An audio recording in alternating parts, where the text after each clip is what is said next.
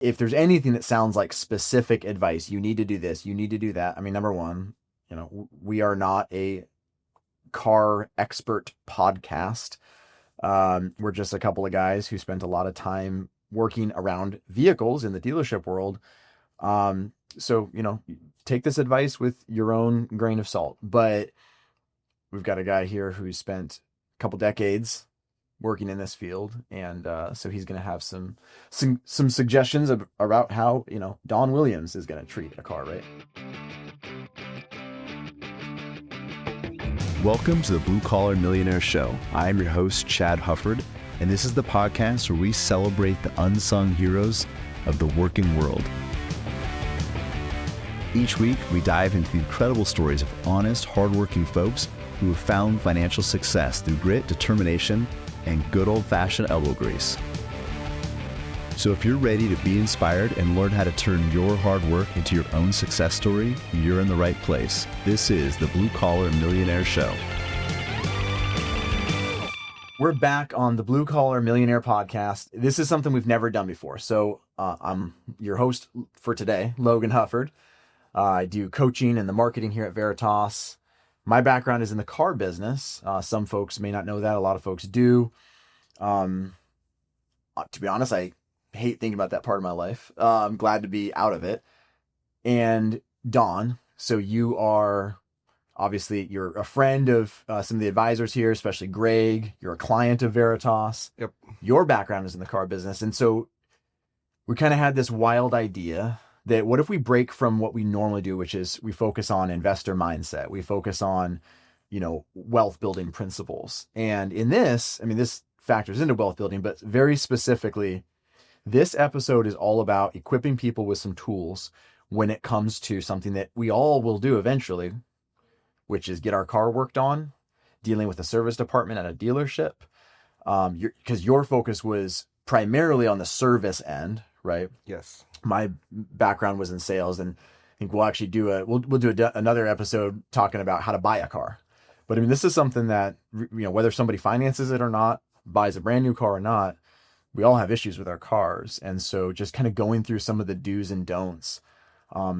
It's not so much about investing, but it does affect our pocketbooks, right? So absolutely. Figure this will be a good one. So we were talking off air. I don't know a lot about you. I've met you at pretty much all the events we do. You're usually there, and I've met you here at the office a few times. I don't know your background much other than just that you worked in the service industry for dealerships. Can you give me like the 30,000 foot view? So starting way back in the late 70s, I started out working in a Chevron gas station. Okay. Back when there was a gas station on every corner. Yep. Fixing cars, long gone. This is up here in Anchorage? That was in San Diego, Oh, California. okay. So then I moved on to Toyota. Okay. Because all the Hondas and Toyotas that came in always seemed to have fewer problems. Okay. So man, I'm going over to Toyota. Yeah. And pretty much stuck that out. And then in 89, I moved up here to Anchorage, Alaska, and moved in with Toyota up here, and then went 5 years with Toyota, and then moved Was over it to Lexus. Nye? It was Nye Toyota that just purchased it from Universal Motors, Okay. which was Dick Silbert. Okay. So it was Nye Toyota doing business under Universal Motors. Okay. And you worked, were you a service writer? Back then, I was just a mechanic tech under Toyota. Okay. No, I was a full-on ASE certified Okay. master tech. You'd already kind of gone through. Oh, yeah. That- Out of San Diego, because training down there was so much easier for a dealership because everything was close, proximity-wise. Okay. But coming up here and grabbing a master tech for Toyota was, a home run Yeah. because they don't grow them up here. Were you primarily working on engines and transmissions? Were you working on everything? Here it was in everything. You did everything from start to finish. Electrical, engine, transmission. The whole Smaller labor pool, right? Oh, yeah. Up here. So So yeah, and that's why I just walked in. We were on here for vacation. I had no intentions of living here, moving here, okay. working here, but the housing market was good at the time. It came up and just put my head in the door, and they're like, "When can you start?" Nice. It was after the oil pipeline crash, Okay. so the economy was on the incline, so everything was good, and that was August of '89, and I was working here September of 89. And then how long were you at Nye Toyota? I left in 89, or started in 89, left in 2009. Okay. So 20 I years went- there. And were you a mechanic the whole time? Did you ever get up on the service desk? So in 1991-ish, I went over to Lexus, Okay. and there's no product at that time. So I did everything service-wise.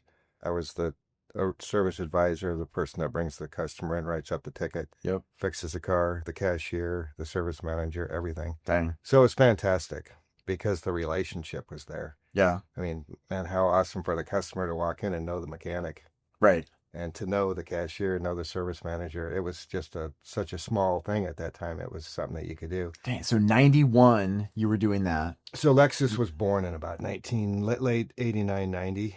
And then they brought one of the dealerships up here, and it was a dual dealership with Toyota, which it's not. Was that the one across from BMW on Fifth? Yes, Okay. yes.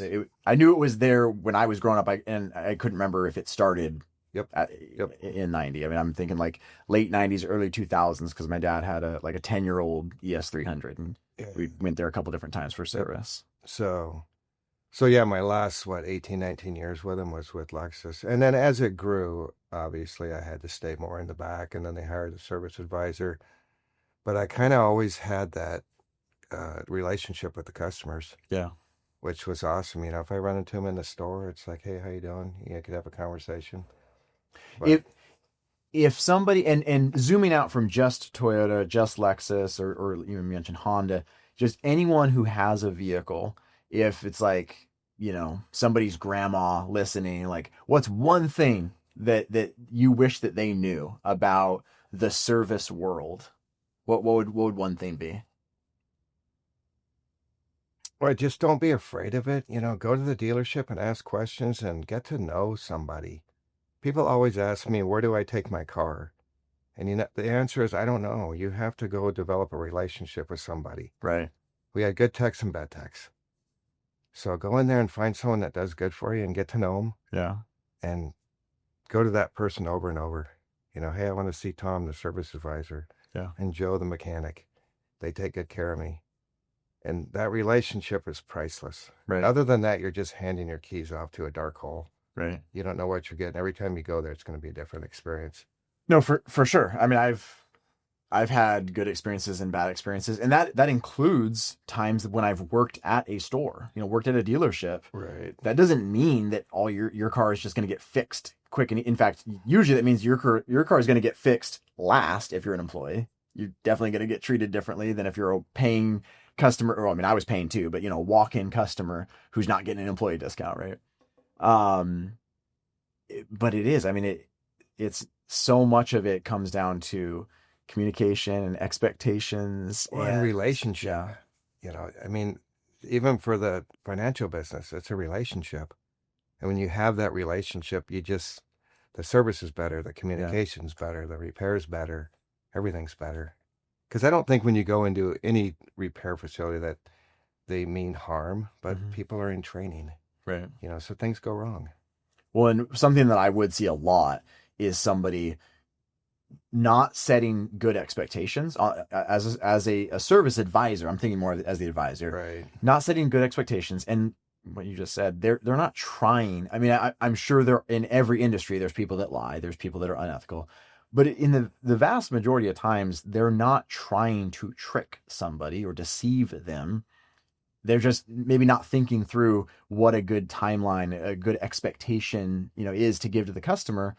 And see, then you have a very frustrated customer. Right. Well, but a lot of sometimes you don't know. Yeah.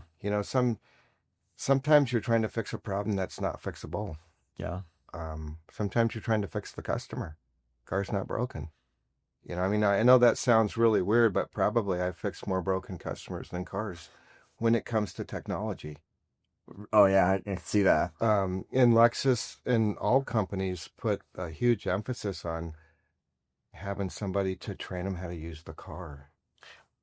So where my mind goes when you're talking about, can't always fix the car, can't always fix the problem. It is a different thing. But if somebody has a vehicle and the dealership or you know, maybe it's not a dealership, the mechanic shop can't replicate the issue, that's a really, really hard thing to stomach as a customer. It's like, what do you mean? It happens to me, you know, like every other day.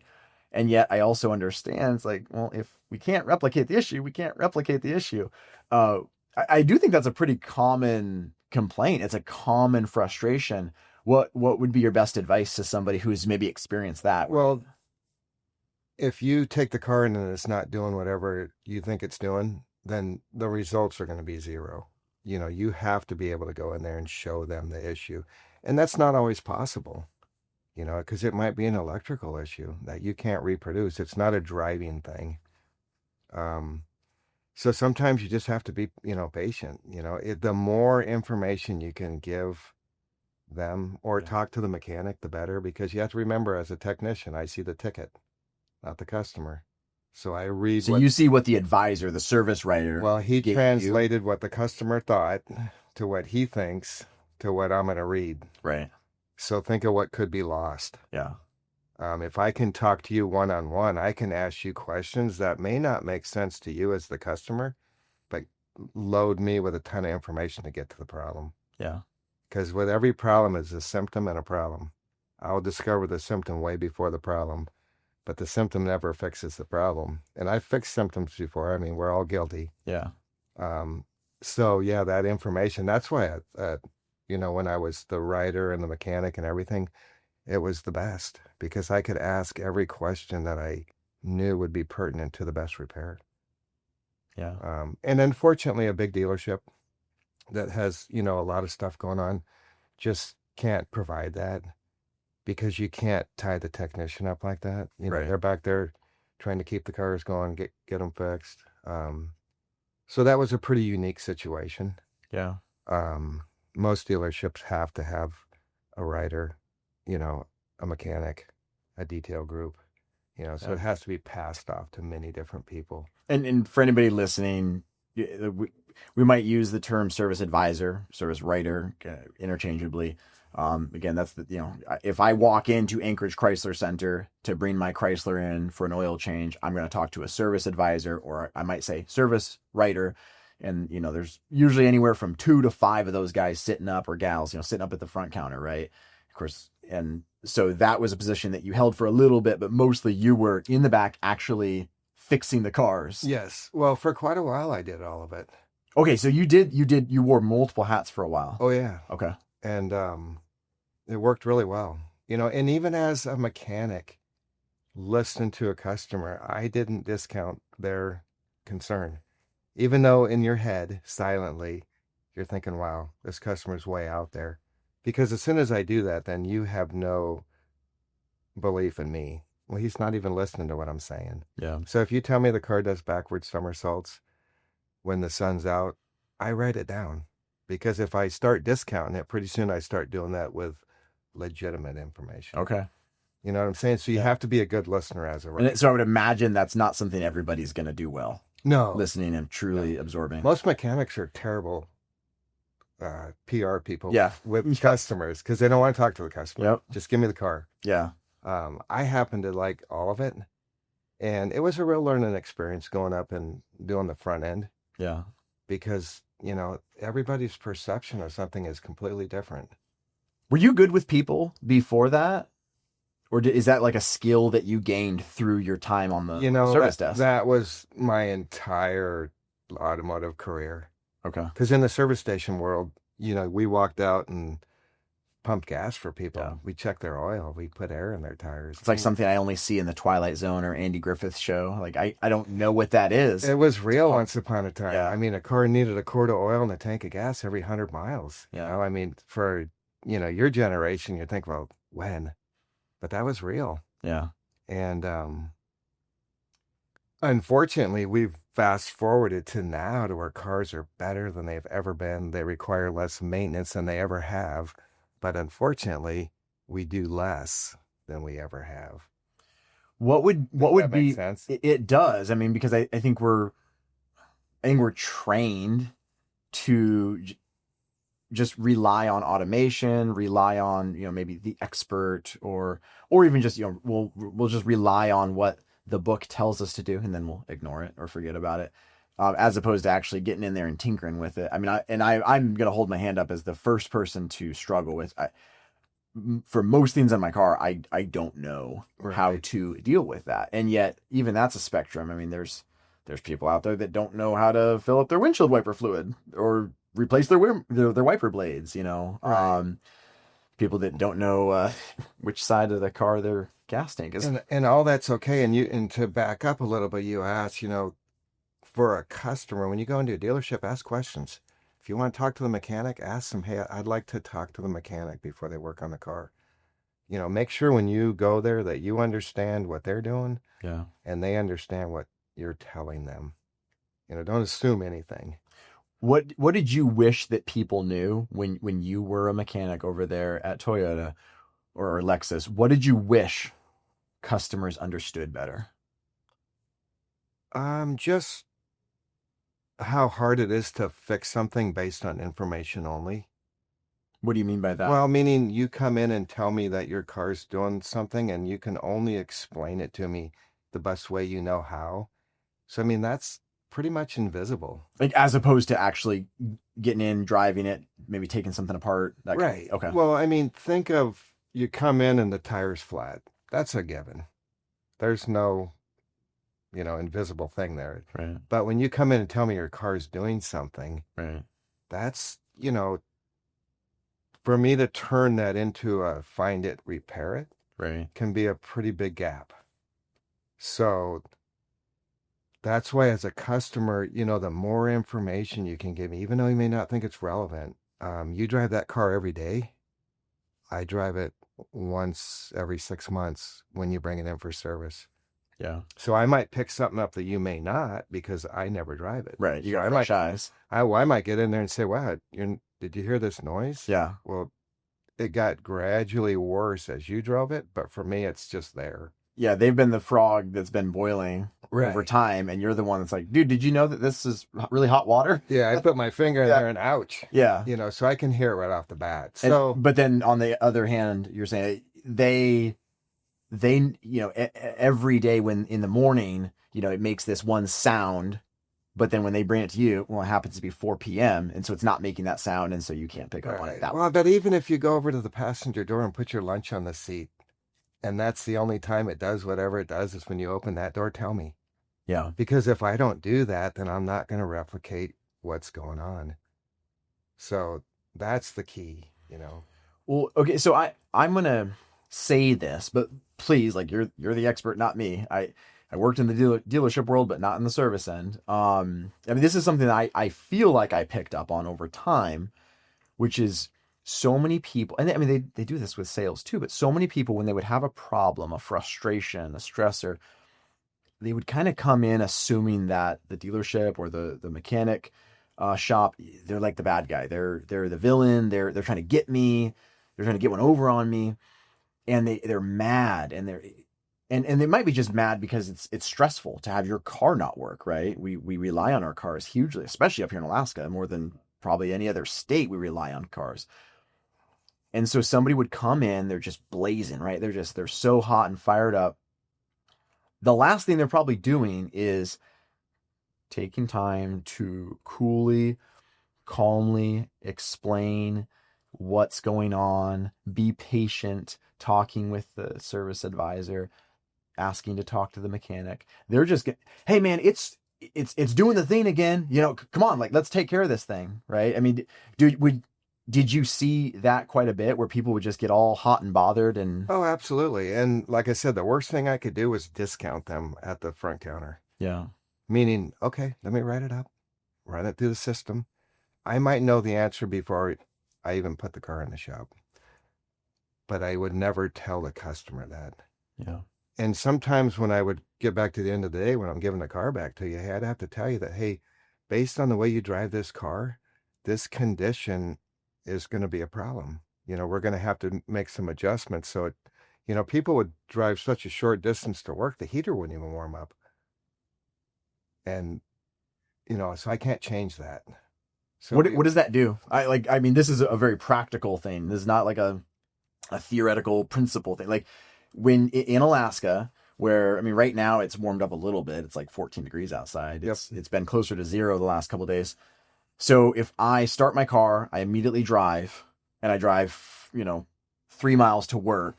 And then at the end of the day, I start my car, I immediately drive 3 miles home. The heater's never warmed up. What is that doing to the car? It's the hardest thing on the car there is. Okay. And then there's the people that let it warm up for a half an hour, which is really not good for the car. It's good for us because we go out there and get in a cozy environment. I actually did not. I've never heard that. So that this is good for me to know. So what is? I want to hear, like, what do both of those things do then? Well, so just letting it idle is just harder on the car for wear Okay. because you're not running it. You're making a ton of moisture because the heat's not there. And normally you're turning on the front defroster, the rear defroster, the seat heaters, now steering wheel heaters, the car heater, and you're taking more out of the battery than you're even putting back in it because you're only going 3 miles to work. Okay. So then you come in and you're mad as heck because it didn't start. Right. And it didn't happen in one day. It's accumulative. Okay. So, and I've had that too. And that's if you're letting it idle for 30, 40 minutes. 15, 20 yeah. minutes because you're just Okay. at idle, that alternator just can't restore that battery Okay. when you have all that stuff on. I looked it up and, I don't have the answer to everything. I'll be the first Yeah. one to tell you. I know there's more things I don't know than I do know, Yeah. but that's okay. It's just finding the information. But they say 30 seconds to a minute. Okay. Is all you should let a car warm up. Okay. So yeah, because I had definitely heard, don't just jump in and go.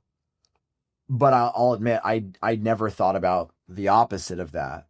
And yeah, that can be very tempting when it's cold out, especially if you got an auto start, right? Just let me run that sucker for an hour. Yeah, And just walk into a toasty car. And some people are never going to say, hey, this is the best thing for my car, so I'm going to do it. Right. I want to live a comfortable world or life. So I'm just going to go out there. I'm going to let it warm up for 15 minutes. I don't care if it causes less, more damage than if I get in there and just drive. It's not fun getting in there and driving when it's outside at 0 degrees Right. and you let it warm up for a minute because it's not warm. Right. You probably can't even see out the windows if you didn't scrape them off. Right. So if it is cold outside though, and I guess maybe I should have said this at the start, but a lot of what we're saying is going to be very general, pretty evergreen stuff.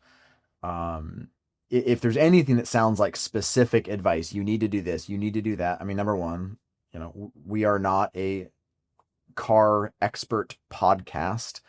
We're just a couple of guys who spent a lot of time working around vehicles in the dealership world.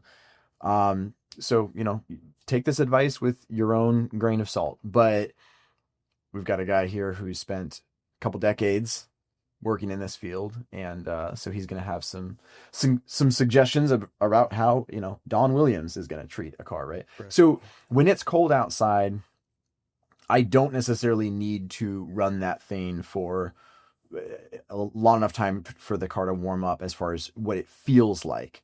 You're saying literally just 30 seconds, minute, it should let it get warmed up enough. Well, for the engine. Okay. If you let it warm up for 5 minutes, you're fine. Right. But warming up your car before you drive it, that doesn't mean warm it up so that the ambient temperature is warm. Warm it up so the engine has a chance. Right. Because you have to remember when you warm it up for 20 minutes and create all that moisture in the engine, you're not driving far enough to work to burn that out of there. Okay. So now the manufacturer says, well, hey, you can change your oil every 10,000 miles. Well, that's not good for you. What's not? Driving 3 miles to work and 3 miles home and changing your oil every 10,000 miles for Okay. 2 reasons. Because number one, how long is it going to take you to get to 10,000 miles time-wise? Right. Probably a couple years. And you're driving at those short distances and making all that moisture. So that moisture in the oil creates a real acidic environment and it makes sludge. Okay. So the oil is the lifeblood of the car. I mean, it would be literally like taking our blood out and saying, hey, go out there and perform. It doesn't happen. And so I was going to touch on that. So when you buy a car and they say change the oil every 7,500, 10,000, 5,000, you have to look at what you're doing with it. And then you have to make a schedule that's good for the car. Okay. And it might be every 3,000 miles. It's probably the second biggest investment you'll ever make is buying a vehicle. Right. And in Alaska, We actually keep cars a little bit longer than the South 48, but we're only getting about half as many miles out of them. Okay. And probably for a huge number of reasons. Right. But, when you start it up cold, it's probably doing a non-measurable amount of wear, but now have terrible oil in there. And now you start doing damage. Okay. And that's probably a portion of why we're not getting the mileage out of cars up here. And 30% of the cars on the road have oil changes that are overdue, even to the worst standard. Right. Meaning the dealership says, or the manufacturer says, hey, go 10,000 miles between oil change intervals. They're over that. Okay. So, just a real quick one, oil never loses its ability to lubricate, but there's about 10 or 12 different additives in that oil for different things. Those go away. Oh, okay. I did not know that. And then when you admit water in there, now you've really created a disaster. And so, yeah, that it's, and I know for the average person, they're thinking, well, how am I going to determine what a good oil change interval is? Well, you probably are going to, make a relationship with the technician. Ask him, hey, this is how I'm driving this thing. What would be best for this car? Yeah. Because the sad thing is when you take your car in for maintenance, there's no satisfaction in that. Well, think about it. You hand $600 over, $1,000, and nothing changed. Right. Maybe the window's clean. But yeah, it's not going. It doesn't drive better. I mean, No not if different. you're just doing routine maintenance. If you're unlucky, there might even be 2 greasy footprints on the floor mat. Right. So now you're a little bit bummed Just out. a little bit of grime on the shifter. Yeah. But see what I'm saying? But Yeah. it's not to make it better. It's just to keep it doing what it's supposed to do. Yeah. And that's the cheapest repair you'll ever do. Okay, so that is something that I wanted to touch on. Like one of the biggest things I wanted to ask about beyond anything else that we talked about was, if I read through my owner's manual, there's going to be all these different recommended services. And I'm speaking for the audience. I'm also speaking for myself, Logan. Like that overwhelms me when I'm like, do I really need to do all these things? And I think that's a really common question. Like, do I need to do all these things? And then people tend to kind of do one or the other. Well, I'm going to do everything. I'm going to spend thousands of dollars that may or may not be unnecessary because it's what the owner's manual suggests, or I'm not going to do anything because they're just making that up to make money.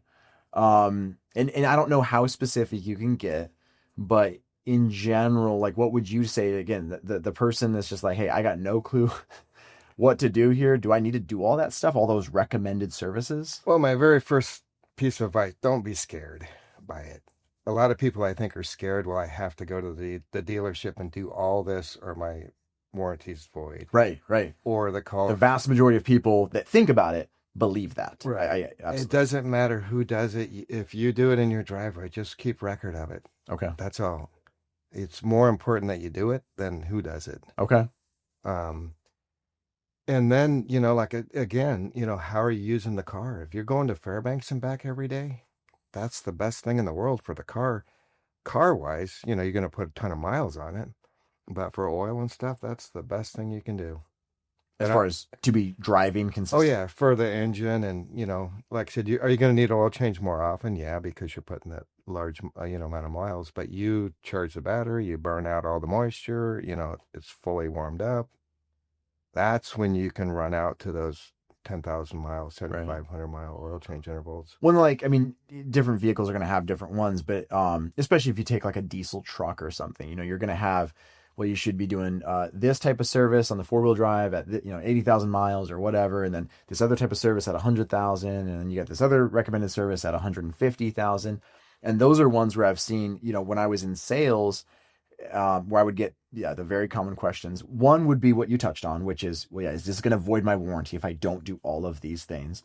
But then also just in general, people going, well, do I need to do all of, because if I look at the manual, it might tell me I need to be spending somewhere in the realm of $500 to $1,000 every few months. Like, do I really need to be doing that? Right. Well, again, that's when you have the relationship with the mechanic. Everybody's budget's different. Right. I know that. And a lot of people would ask me, hey, what out of these 10 things, what should I do first? And I would try and prioritize it. If you go out there and run your brakes metal to metal it's no big deal. We'll put 2 new rotors on it and a set of pads, and down the road you go. You run that motor out of oil, or leave that oil in there for 20,000 miles and damage that. Now you're talking maybe the car's not worth fixing. Right. See the difference? Right. So that's when I would say, hey, do this, this, and this, because this is going to keep that car going, keep it reliable. And, so that, like I said, and the hard thing for the consumer is that maintenance doesn't have any immediate satisfaction. yeah. You bring a car in and it's running on 3 cylinders and the window doesn't work, and you come back and get it and it's running good and the window works, man, that's a immediate satisfaction. Man, everything works great, fantastic. Here's your $1,000. But when you hand me $1,000 for changing the fluids and nothing changed, maybe I got 2 greasy footprints on the Right. floor mat, which I tried never to do. But you see what I'm saying? Yeah. There's just, so you have to realize levels. that this maintenance thing is just to keep the vehicle doing what it's doing. Yeah. It's kind of like exercising every day. Yeah. It's not going to make you younger. It's going to just make you do what you do longer. Right. So. If somebody is shopping for a vehicle, so again, this is something where, again, some people are never going to buy a car from a dealership. They're never going to buy a brand new car. They're never going to bring a car to a dealership for service, right? But 99.9% of people are going to have a car at some point. So if you're shopping for a vehicle, whether it's a year old or 15 years old, maybe your answer would differ a little bit depending on how old the vehicle might be. And they're going, hey, what's something I have access to service records, or, if I'm talking to somebody off Facebook Marketplace, what are some questions I should ask, or what are some things I should look for? I'm just kind of, I guess, what would be one thing that would come to mind that you might advise somebody, hey, here's something you should ask, or here's something you should check for, if you're looking at a vehicle. You're talking used, correct? Yeah. Well, it's funny you ask, because people always call me up and say, hey, I want to buy this truck. It's this much money. Is it a good deal? Yeah. I can't answer that. I'm going to ask you 6 more questions. What's retail book on it? How many miles are on it? Was it taken care of? What's it look like? Right. And then do a little bit of homework online. Is this a good vehicle overall? Right. I worked for one manufacturer my whole life, and I just recently bought a vehicle from that same manufacturer, and I went online and looked it up. Is this a good, reliable vehicle? No manufacturer does everything right. Right. They make mistakes. And it happened to be that, over the life of this particular model, they had made some mistakes. The year I was buying was good. So, you can't just say, hey, everything Chevy does is fantastic, right, because my last one was good. Right. So, yeah, so do a little bit of homework and ask, was it maintained? Did it, you can tell by looking at it. Did they take care of it? Well, you say that, and I believe that you can. But if I don't know what I'm looking at, is there something that I should? Let's say I'm in another state, right? And I'm your cousin, and then I'm like, I'm gonna go look at this, 5-year-old, 10-year-old vehicle. Are there visual cues that I should be looking for? Oh, absolutely. You're gonna have to do a buyer's inspection. Okay. Greg was. So you are a fan of that? Oh, absolutely. Okay. Because I'm going to look at, not the first time anyone looks at a car, even the most seasoned person, you're going to miss almost everything because you're looking at the car. But when you pop the hood and you start looking, like, oh, wait a minute, there's overspray on this. This bolt doesn't belong here. The headlight's a little bit crooked. It's been in an accident. Pull the dipstick out. It's all tarnished up. It hasn't had oil changes on a regular basis. Okay.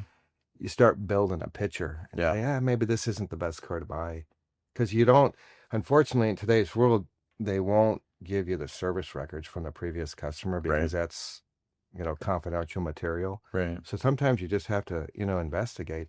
And then even doing a buyer's inspection, I can only see so many things. Right. You can't take off the wheels. You can't turn wrenches on this, that, and the other. You're limited. And to a degree, I bought a vehicle several years ago, and I pulled off one of the valve covers to look in the engine. Okay. Is this thing a sludge motor? It was super clean. It's a 20-year-old vehicle now, and it's been fantastic. So, I mean, you might spend a couple $100 for someone to come back and tell you, hey, this is the absolute vehicle not to buy. But would you rather waste 200 or 20,000? Right.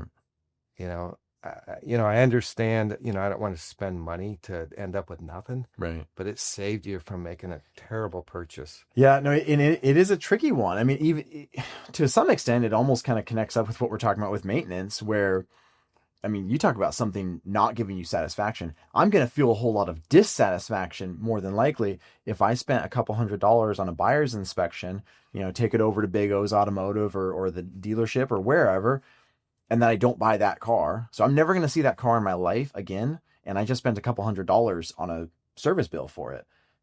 But if I can reframe it to like what you're saying, okay, they informed me of all these different issues that it likely has or does have, or, history and things. They saved me a headache of owning a pile for the next, decade. Well, yeah. And I paid a couple $100 to not encounter that problem. That's a pretty Yeah. So you have to go into it, don't fall in love with a car. Right. You're attached. It's like, it's going to be my car. Before you ask all those questions and do all that research, because then you're not going to do those steps. Right. You've already fallen in love with it. I've had people bring me a car after they purchased it and say, hey, can you do a buyer's inspection on this? And my response is, well, I'm going to tell you two things. Either you got lucky or you made a terrible purchase. Yeah. And it's not going to change either one of them. Yeah. So you can spend the money and I can tell you where you fell. It's up to you. Yeah. You're not going to go, if you just got married, that's probably not the time to go check for what red flags might be there. Right. Probably do that before you get married. Yeah. So like I said, you really have to, what do I need? How much, what's my budget? Right. And, have a plan. Is there anything else that we haven't touched on that you want to share with somebody listening that would just be a helpful nugget for them, given your experience in the service industry? It's probably some of a repeat of what I said, but you just have to go into it with a plan. Don't get attached. Don't decide before you do your homework that this is the one. And then have a plan to ask the right questions, get somebody to look at it. And, if you're, even with the extended warranty, if you're absolutely certain it needs a warranty, you might have picked the wrong car. I always told people when I worked at Lexus, because I had the luxury of dealing with them. Yeah. Put that money in the bank and use it as you need it. Right. They're betting that your car is not going to break and you're betting that it is. They're winning. Right. And yeah, like I said, I have mixed feelings on extended warranties, because I don't think, Dave Ramsey, who we generally agree with on most things, he's going to, every day, he's going to stand up and say, don't ever buy it. It's a waste of money. I would actually push back on that. I think for the single mom, or the broke college student or whatever, for the person that's making payments, most people are, right or wrong, most people are. If you're making payments and you can barely afford your minimum payment, you don't have any money in the bank, you don't have an emergency fund, you cannot afford a $2,000 repair. You can't afford a transmission or an engine or any of that. I mean, 2,000 is not even covering an engine or transmission. For that person, it might, I'll say might, make sense to pad your payment by $30 a month to add it on. But yeah, it's definitely not a black and white. You always should, or you never should. Right. And that's why I never tell people what to do. I give them advice based on my experience. Yeah. And everybody's financial situation's different, and I don't know it. And everybody, it's so you just have to push the advice out, ask questions. That's probably the most important thing to do. Is just ask questions. Can I talk to a mechanic? Go to the dealership and talk to a mechanic about the car you want to buy. Yeah. Hey, has this been a good product? And you mentioned that earlier, but well, I guess you mentioned it there. At first, you mentioned it in terms of if you're getting your car worked on, asking to talk to the mechanic, which I think most people would not think of doing. But to your point, yeah, also if you're going to buy a vehicle, talking to a mechanic. You said earlier, mechanics tend to have maybe some of the worst disposition. I would agree.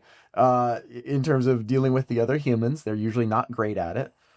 Apologize if you're a mechanic listening and I'm ticking you off, but most of your colleagues probably are that way. And yet, because of that, they're usually straight shooters. They're usually not gonna, try to schmooze you and cover your ears in honey, telling you all these sweet things. They're gonna scowl maybe and tell you the truth about what they think. Oh, absolutely. And then that's the beginning of that relationship. Yeah. There's a lot of mechanics out there that would come out and spark off a good relationship right off the bat, or maybe you pick a bad one. Don't give up. Yeah. You and I didn't prep much for this because I wanted it to be an organic conversation.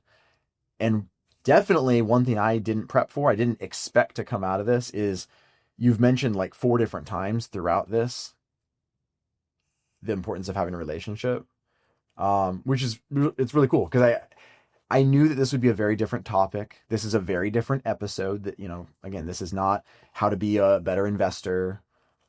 This is something that affects your money, but it's not directly a financial topic. And yet that principle we talk about on every podcast episode, it more or less comes up, the importance of relationship. Greg and I did a mini series, 3 episodes talking largely about that, whether it's investing, whether it's as a parent, as somebody in a marriage, in a career, the importance of having a relationship and people that we can allow to give us feedback, right? So it's cool to see that principle popping up again, even in a scenario where most people might not think about it.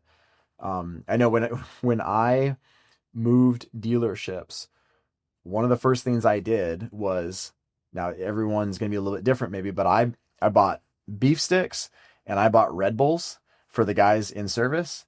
And I told them, I was like, hey, I'm shamelessly bribing you because I want to have a good relationship with you. Right. Like if I have a question or I have an issue, I want you to be willing to give me some time. Maybe you're short on time, you're busy, but if I can bend your ear a little bit, I know the wealth of wisdom that somebody in service has, and I want to be able to access that. And it's really no different at the customer level. You're using that to peel the first layer back to get to that relationship that you want. But I mean, think of going to the dentist, the doctor, getting your hair cut. All those things where you have that relationship where you go in, you sit down, you know what you're going to get. You know what you're going to walk out with. That is the most satisfying thing in the world. Yeah. Or you go in and get a haircut and you never met the person they thought you thought, it didn't come together, and like, right. I don't like that. The relationship is everything. Yeah. I mean, it just is. I mean, when I come in here, I know all you guys, I'm comfortable. Yeah. So now I can ask the right questions. I can do the right things. I can walk out the door and know that, hey, these guys got my back. And I think a lot of that's missing because people are just afraid to peel back that first layer and make that relationship.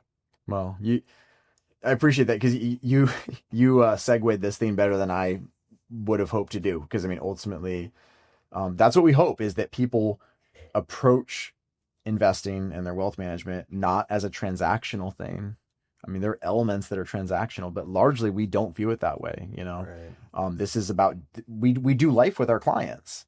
And yeah, it's not, if I'm taking my car in for maintenance, a couple times a year, I'm not going to think I do life with my mechanic shop, but on some kind of level, that principle still applies. Well, think of the guy that goes in to buy a $50,000 car, and we'll just use that number just for a number. They're more worried about having a relationship with the salesman. I always tell them, no, time out. Go make a relationship with the service department. Yep. You're only going to do business with him once. Yep.